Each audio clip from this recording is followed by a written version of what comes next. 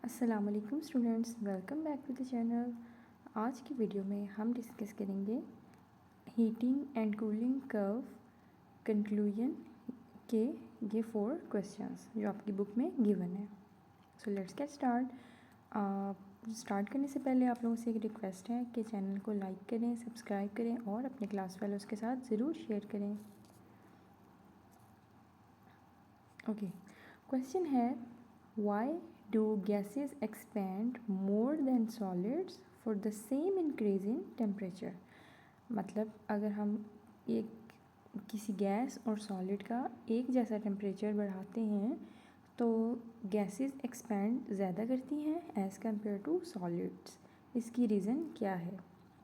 Answer is gases expand more than solids because their particles are much farther apart। Gases के particles बहुत दूर दूर होते हैं एंड मूव फ्रीली, और वो फ्रीली मूव करते हैं। व्हेन हीटेड, जब हम हीट प्रोवाइड करते हैं, the particles gain kinetic energy and spread out much more than the closely packed particles in solids. यानी ये ज़्यादा एनर्जी, इनमें काइनेटिक एनर्जी ज़्यादा आ जाती है, ज़्यादा मूव करने लग जाते हैं और स्प्रेड आउट हो जाते हैं much more than the closely packed particles in solids. Solid की निस्बत इसके पार्टिकल्स फैल जाते हैं और ज़्यादा काइनेटिक एनर्जी हासिल कर लेते हैं। इसकी वजह से गैसेस के जो गैसेस हैं हमारी, वो ज़्यादा एक्सपैंड करती हैं और सॉलिड जो हैं वो कंपैरेटिवली कम एक्सपैंड करते हैं।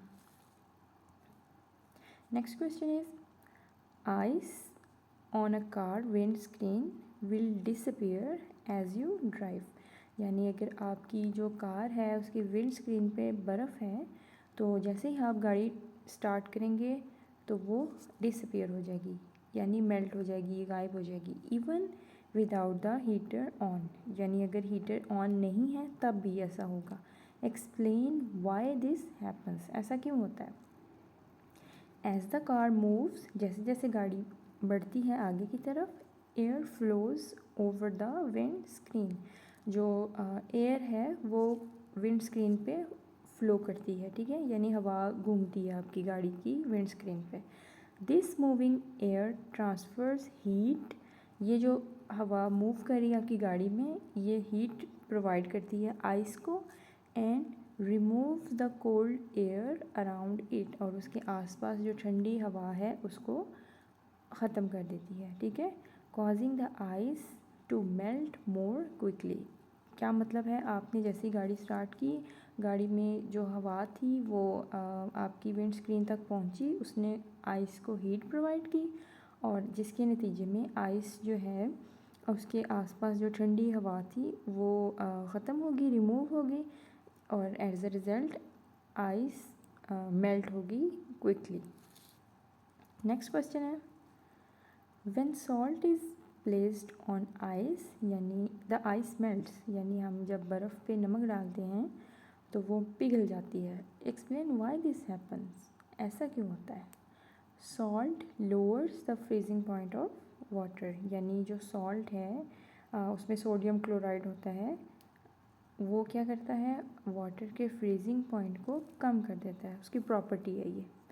This means the ice can melt even when the temperature is below 0 degree.